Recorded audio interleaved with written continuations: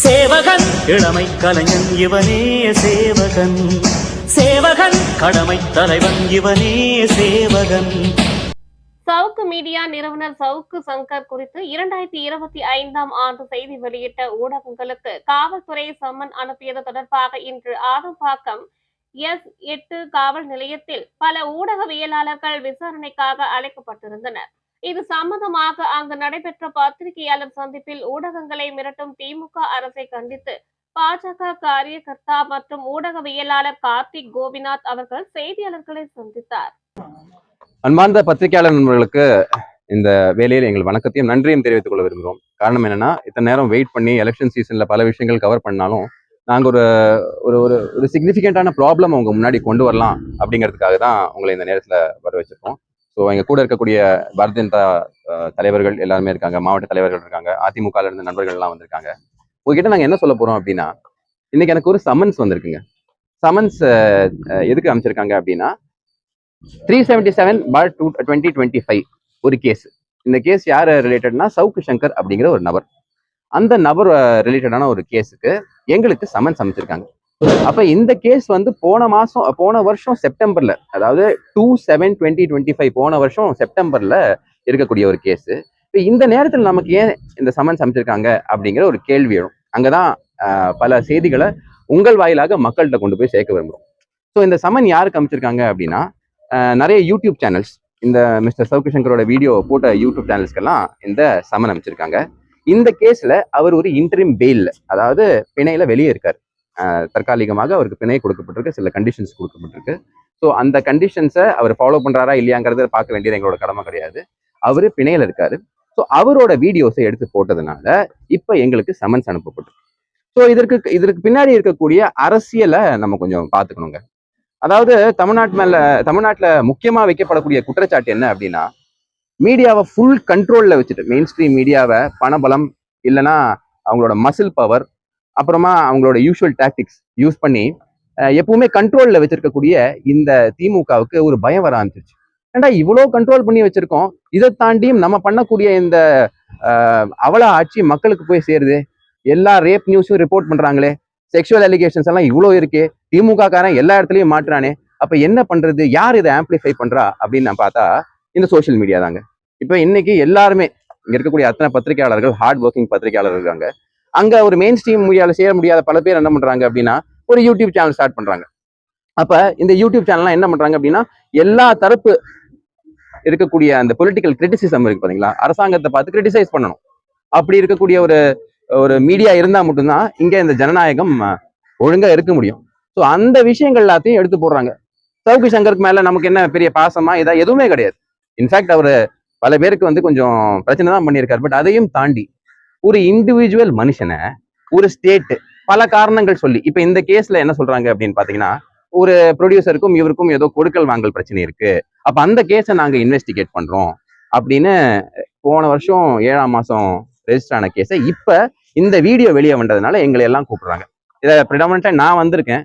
நான் என்ன சொன்னேன் அப்படின்னா, இந்த வீடியோனால எடுக்க முடியாது, இந்த வீடியோவை இதோட சோர்ஸும் அவங்க கேட்டாங்க, ஏன்னா நாங்க ட்ரேஸ் பண்ணி அவரை போனோம் அப்படின்னு.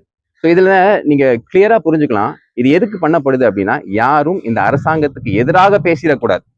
அப்படி அரசாங்கத்துக்கு எதிராக பேசி அந்த கருத்துக்களை நீங்க கொண்டு போய் போட்டீங்க அப்படின்னா, உங்களை நாங்க வந்து சம்மன்ஸ் கொடுத்து வெயில்ல நிக்க வச்சு உங்களையும் வந்துட்டு நாங்க வந்து ஒரு பிரச்சனைக்குள்ளாக்குவோம், பொருளாதார ரீதியாக உங்களை முடக்க முயற்சி பண்ணுவோம் அப்படிங்கிற indirect threat of the state.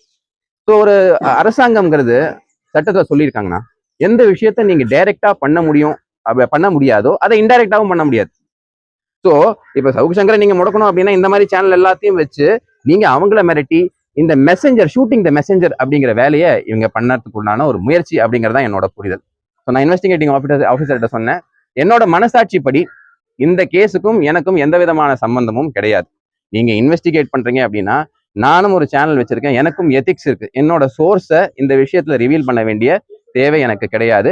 அப்படி இருந்ததுதான் நீங்க கோர்ட்டோட ஆர்டரோட காப்பி காட்டுங்க, இவருக்கு இன்டரிம் பெயில் இல்ல, இவர் வந்து ஒரு ஃபியூஜிட்டிவா இருக்காரு அப்படிங்கிற விஷயத்த நீங்க காட்டுங்க, நீதிமன்றம் சொல்லியிருக்கா அப்படின்னு காட்டுங்க, அதுக்கப்புறமா நம்ம சொல்றோம் அப்படின்னு. பட் பொதுமக்களுக்கு என்ன தெரிஞ்சுக்கணும், சொல்லிக்க விரும்புறோம் அப்படின்னா, இது எல்லாமே இந்த நேரத்துல திமுகவுக்கு எதிராக எந்த விதமான ஒரு குரலும் வந்துடக்கூடாது அப்படிங்கிற ஒரு முயற்சியாக தான் இதை நான் பாக்குறேன். இங்க இருக்கக்கூடிய எவ்வளவு பிரச்சனைகள் இருக்குங்க. அதாவது நீங்க பாத்தீங்க அப்படின்னா டவுன் சவுத்ல நீங்க போனாலும் சரி, இங்க வந்தாலும் சரி, விளாத்திக்குளத்துல நடந்த அந்த கொடுமை உங்களுக்கு தெரியும். ஒரு ஒரு சின்ன பெண் வெட்டி கொண்டிருக்காங்க. திருவள்ளூர்ல இப்ப ரீசெண்டா அந்த மாதிரி சம்பவம். கஞ்சா போதையில என்ன பண்றாங்க பசங்கன்னு தெரியல. 6ல இருந்து 60 வரை எந்த வயசா இருந்தாலும் சரி, எந்த பெண்மணியும் இங்க சேஃப் கிடையாது. அப்ப இதுல எல்லாத்துலயும் இந்த போலீஸோட எனர்ஜியை போட்டு அதற்குண்டான விஷயங்களை பண்ணுவாங்களா? அதை விட்டுட்டு ஏதோ ஒரு ப்ரொடியூசருக்கு நான் ஒரு கேள்வி உங்கள்கிட்ட கேட்கறேன், நீங்களே யோசிச்சு பாருங்க. போலீஸ் சொல்லக்கூடிய விஷயங்கள்லாம் ஒரு சைடு இருக்கட்டும், நீங்க யோசிச்சு பாருங்க. அதாவது ஒரு ப்ரொடியூசர் கிட்ட இருந்து ஏதோ ஒரு தகராறான சவுக்கு சங்கர், அதுக்கு வேண்டி போலீஸ் இவ்வளவு தீவிரமா இங்க இருக்கக்கூடிய எல்லா முக்கியமான யூடியூப் சேனல்ஸையும் கூப்பிட்டு சமன் பண்ணி உட்கார வச்சு பேச வேண்டிய தேவை என்ன? அதுவும் மாடல் கோட் ஆஃப் கான்டக்ட் இருக்கும்போது. அப்ப அவங்க சொல்றாங்க, மாடல் கோட் ஆஃப் கான்டக்ட்னா நாங்க நியூட்ரலா தான் நடந்துக்கணும், இந்த கேஸ் பழைய கேஸ், நாங்க ஏன் இன்வெஸ்டிகேட் பண்ணக்கூடாது? அங்கதான் சொல்ல வரேன். இதுக்கு பின்னாடி ஒரு அரசியல் இருக்கு. என்ன இவங்க பண்றாங்க அப்படின்னா, நான் அந்த கேஸை இன்வெஸ்டிகேட் பண்றேன் அப்படிங்கிற பேர்ல யாரெல்லாம் இந்த திமுகவுக்கு எதிராக இருக்கக்கூடிய ஒரு கிரிட்டிசிசத்தை வலுவா வைக்கிறாங்களோ, இல்ல இந்த மாதிரி சவுண்டான வாய்ஸஸ் ஆம்பிளிஃபை பண்றாங்களோ, அவங்கள முடக்கிறதுக்கு உண்டான விஷயங்களை பண்ணிட்டு இருக்காங்க.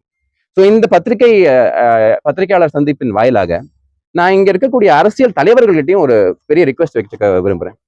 திரு இபிஎஸ் அவர்களுக்கு முதல்ல இந்த ரிக்வெஸ்ட்டை வச்சுக்க விரும்புறேன். காரணம் என்னன்னா, புரட்சி தலைவர் அவர் வந்துட்டு உலகம் சுற்றும் வாலிபன் ரிலீஸ் ஆகும்போது அவருக்கு இதே மாதிரிதான் திமுக பல குடைச்சல்களை கொடுத்துச்சு, பயங்கரமான குடைச்சல்களை கொடுத்துருச்சு. அவர் என்ன பண்ணுவாருன்னா, அந்த ஜேம்ஸ் பாண்ட் படத்துல வர்ற மாதிரி 5-6 ரீல அப்படி அமுச்சு விட்டு அதுக்கப்புறமா தியேட்டர்ல கொண்டு போய் போடுவார். போலீஸ் எல்லாம் வேர்பல் ஆர்டர்ஸ் கொடுக்கப்பட்டுச்சாங்க, என்ன நடந்தாலும் கண்டுக்காதீங்கன்னு. ஏன்னா இவரோட புகழ் வெளில வந்திருக்க கூடாது, இவர் செய்யக்கூடிய அந்த நல்ல விஷயங்கள் வெளியே வந்திருக்கூடாது. ஸோ திமுக இது காலம் காலமாக பண்ணிட்டு இருக்கு. இன்னைக்கு இது வந்துட்டு ஒரு அடுத்த லெவலுக்கு கொண்டு போயிருக்காங்க திமுக அப்படிங்கிறது தான் எங்களோட ஒரு புரிதல். They have taken this to the next level. காரணம் என்னன்னா, ஆன்டி இன்கம்பன்சி பீக்ல இருக்கு.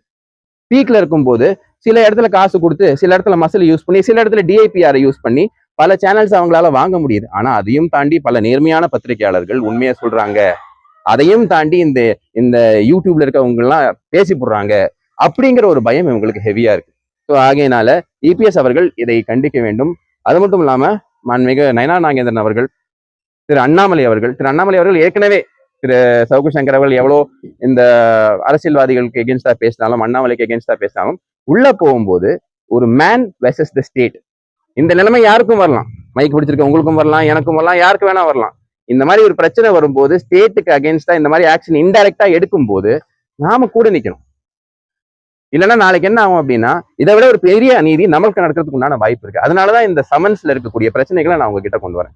மற்றபடி இந்த சவுக்கு சங்கருக்கும் நமக்கும் என்ன சம்மந்தமும் கிடையவே கிடையாது. அவர் இன்ஃபேக்ட் நமக்கு பிரச்சனை உண்டாக்கி இருக்காரே தவிர பெருசா எதுவும் நல்லது பண்ணதில்லை. அதே மாதிரி பல பேருக்கும் பண்ணியிருக்காங்க. ரொம்ப முக்கியம். சமன்ஸ்ங்கிறது என்ன தெரியுமா சார்? இப்ப நீங்க கேட்பீங்க, சார் ஒரு சமன்ஸ்ங்கிறத பத்தி சுப்ரீம் கோர்ட் என்ன சொல்லியிருக்கு அப்படின்னா, அதாவது summons is a very serious served with proper application of mind. Routine ப்ரொசீஜருக்கு நீங்க சமன்ஸ் சர்வ் பண்ணக்கூடாது, டைம் வேஸ்ட் ஆகுது. ஸோ ஆகையினால நீங்க அது பண்ணும்போது அதுக்கு ப்ராப்பர் அப்ளிகேஷன். பல கேஸ் சார், பல கேஸ்ல என்ன இருக்கு அப்படின்னு பாத்தீங்கன்னா, இந்த பத்திரிகை சுதந்திரத்தை சுப்ரீம் கோர்ட் கிளியரா சொல்லியிருக்கு. இப்ப ஒரு கேஸ் நான் யூபி, அதே மாதிரி இங்க இருக்கக்கூடிய திரு நக்கீரன் கோபால் அவர்களோட கேஸ், இந்த மாதிரி கேஸ்ல எல்லாம் கிளியரா சொல்லியிருக்கு, அடிப்படை உரிமை இந்த கருத்து சுதந்திரம். ஸோ அந்த குறவழியை நசக்கக்கூடிய வேலையை இவங்க பண்ணிக்கிட்டு இருக்காங்க. இது ரொம்பவே தவறானது. இங்க இருக்கக்கூடிய போலீஸ் அதிகாரிகள், போலீஸ் மொரால்ங்கிறது ரொம்ப முக்கியங்க. இவ்வளவு சட்ட பிரச்சனை வர்றதுக்கு காரணம் என்னன்னா, போலீஸை ஒரு பொலிட்டிக்கல் ஃபோர்ஸா மாத்தி வச்சிருக்காங்க. அத்தனை திறமையான அதிகாரிகள் இருக்காங்க, அத்தனை பேர் இங்க வந்து திறமையா இருக்காங்க, அவங்களுக்கு ஒரு நல்ல எண்ணம் இருக்கு. ஆனா என்ன பிரச்சனை? பேனர் மண்டையில விழுது, பொன் குழந்தைங்க மண்டையில விழுது, இந்த மாதிரி கஞ்சா தலைக்கு ஏறி வீடுக்கு வீடு ஓடி போய் அடிக்கிறான். அதையெல்லாம் போய் பார்த்தா லிங்க் எங்க இருக்கு அப்படின்னு பாத்தீங்கன்னா திமுக காரன் இருக்கு. அப்புறம் போய் அவங்க எப்படி கேட்க முடியும்? So political control over the police force ரொம்ப ஹெவியா இருக்கு இந்த இடத்துல. ஆகினால அவங்களால எஃபிஷியன்டாவே செயல்பட முடியல. எல்லா டைமும் என்ன பண்றாங்க அப்படின்னா, பொலிட்டிக்கல் இன்டெலிஜென்ஸ், எதிர்கட்சிக்காரன் எங்க போறான், என்ன பண்றான், அவன் என்ன வீடியோ போடுறான், அதை பாரு அப்படின்னு தொடை நடுங்கித்தனமா இருந்திருக்காங்க. அதுக்கு இதுக்கு முன்னாடி இருந்த அரசாங்கம், இபிஎஸ் அவர்கள், நீங்க பாத்திருப்பீங்க, பத்திரிகையாளர் நீங்க எல்லாம் இருக்கீங்க, உங்களுக்கு தெரியும், என்னென்னமோ அவரை பத்தி பேசுன்னு பேசிட்டு இருப்பாங்க. எவ்வளவோ ப்ரொடெஸ்ட் ஆகுனா, அந்த கையில ஒரு தப்பு எடுத்து தாரட் எடுத்து இங்க அடிச்சுக்கிட்டு அப்படியே ஆடிக்கிட்டு இருப்பாங்க, ஐயோ தமிழ்நாடு இப்படி ஆயிடுச்சேன்னு. இன்னைக்கு என்ன நிலைமையில இருக்கு? யார் எந்த போராளியும் வரல. அவங்களோட நெக்ஸஸ் பாருங்க, அந்த போராளிகளும் வரல, அதே மாதிரி அதை எடுத்து பேசக்கூடிய இன்ஃபுளுசர்ஸும் வரல. இப்ப சோசியல் மீடியா இவ்வளவு கேட்கறாங்களே, நான் ஒரு கேள்வி கேட்கிறேன் சார். இத்தனை பேர் இருக்கீங்க, நீங்க எல்லாம் பார்த்திருப்பீங்க. ஒரு பெரிய இன்ஃபுளுசர் சாப்பிட்டுக்கிட்டே இருப்பாரு, ஃபுட் இன்ஃபுளுசர் சாப்பிட்டுக்கிட்டே இருப்பாரு. அவரு உங்க குழந்தையோட அந்த பாலினத்தை சொல்லக்கூடாது, தெரியக்கூடாது அப்படின்னு. ஆனா ஆக்ஷன் எடுத்தீங்க? எதுவுமே எடுக்கல. ஏன் எடுக்கல? ஏன்னா அவர் வந்துட்டு ஃபர்ஸ்ட் வந்திருப்பாங்க, 2 பேரும் பேசிக்கிட்டே இருப்பாங்க, பிளிப்போ என்னமோ ஒண்ணு, கெட்ட கெட்ட வார்த்தையா தான் பேசியிருப்பாங்க. ஒரு ஆக்ஷன் எடுத்திருக்கீங்களா இது வரைக்கும்? ஏன்? அவங்க எல்லாம் இந்த நட்பு வட்டாரத்துல, திமுக நட்பு வட்டாரத்துல இருக்காங்க. ஸோ இந்த சமன்ஸோட எசன்ஸ் என்னன்னு நம்ம உங்ககிட்ட மறுபடியும் சம்ம பண்ணோம் அப்படின்னா, இந்த அரசாங்கத்துக்கு எதிராக பேசக்கூடிய யாரா இருந்தாலும் one way or the other நாங்க ஒன்று டார்மெண்ட் பண்ணுவோம் அப்படின்னு. இந்த மாதிரி ஒரு மிரட்டலுக்கோ உருட்டலுக்கோ பயப்பட வேண்டிய தேவை நமக்கு இல்லை. நீதிமன்றத்து மேலேயும் நீதி மேலேயும் மக்கள் மேலேயும் நமக்கு நம்பிக்கை இருக்கு. ஸோ எந்த விஷயத்த உங்ககிட்ட பாஸ் ஆன் பண்றதுக்கு தான் இந்த ஏதாவது எஸ்பெஷலி பாத்தீங்கன்னா, இப்போ அவர் வெளியில வரும்போது பிணை கொடுக்கும்போது சில கண்டிஷன்ஸ்லாம் சொல்லியிருந்தாங்கன்ற போது வெளி பொது வெளியில திரும்ப பேசக்கூடாதுன்ற மாதிரியான விஷயம் இருக்கு. அதை மீறி சவுக்கு சங்கர் பண்ணிருக்காரு. இப்ப அதை வீடியோ போடுறதுனால உங்களுக்கு இந்த பிரச்சனைகள் வருதுன்ற அந்த மாதிரி ஏதாவது உண்மைதான். இப்ப இந்த இந்த இதே எக்ஸாக்ட் விஷயம் தான் சொன்னாங்க. அதாவது ஒரு கண்டிஷன் இருக்கு, அந்த கண்டிஷனை வயலேட் பண்ணிட்டாரு, அதனால வந்து நீங்க வீடியோ போடக்கூடாது. வீடியோ போடக்கூடாதுன்னா விட அந்த கண்டிஷன் வயலேட் ஆக்கியிருக்காங்க. ஸோ நாங்க அவருக்கு பின்னாடி போறோம். நல்லா புரிஞ்சுக்கோங்க, பொதுமக்களின் புரிதலுக்கு வேண்டிய சொல்றேன். கண்டிஷனை இவங்க வயலேட் பண்ணாங்கன்னு வச்சுக்கோங்க.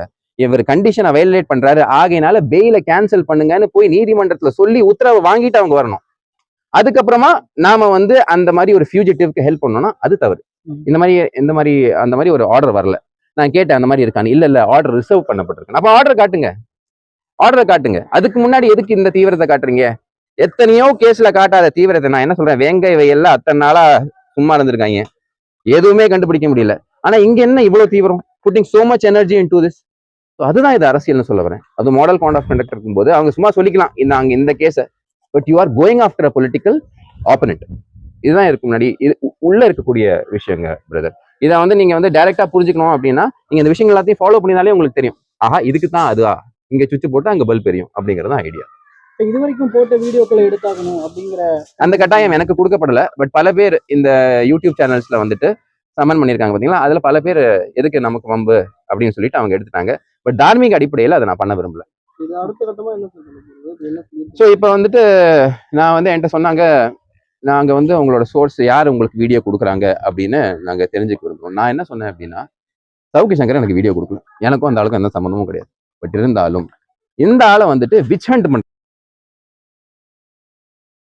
துன்புறுத்துறதுக்கான முயற்சி நடக்குது. அப்ப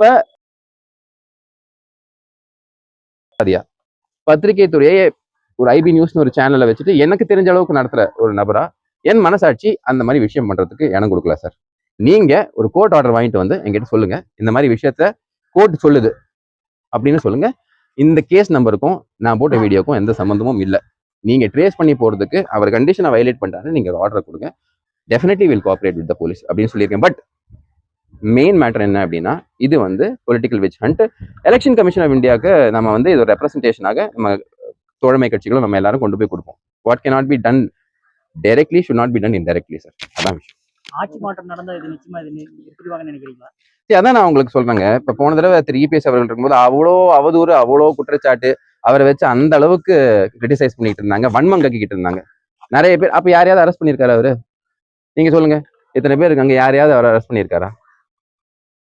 பத்திரிகை சுதந்திரத்துக்கு பறிச்சிருக்காரு. எங்க அப்படி கிடையாது, தும்பனா அரெஸ்ட். எல்லாருமே எங்க கட்சிக்காரங்க போன மாசம் வந்து ஒரு யங்ஸ்டர் மாநில செயலாளர் ஐடி அண்ட் சோஷியல் மீடியா சங்கி பிரின்ஸ், அவனை வந்து சம்பந்தமே இல்லாம கொண்டு போய் ஏதோ ஒரு ட்விட்டர் போஸ்ட்டுக்கு 1 மாசம் கொண்டு போய் உள்ள வைக்கிறீங்க. அப்ப என்ன மனசாட்சி இருக்கு உங்களுக்கு? அப்ப இவெல்லாம் என்னைக்கு வந்து அதாவது எதுக்கு பண்றீங்க அப்படின்னா அவனோட பேக்கை பிரேக் பண்ணணும், மொரால பிரேக் பண்ணணும். பட் உண்மையா போராடக்கூடிய யாருக்குமே வந்து இதெல்லாம் ஒன்றும் ஆகாது. 2026 ஒரு பாடம் கற்பிக்கப்படும்ங்கிறது என்னோட நம்பிக்கை சார். என் பேர் கார்த்திக் கோபிநாத், பாஜகவில் இருக்கு.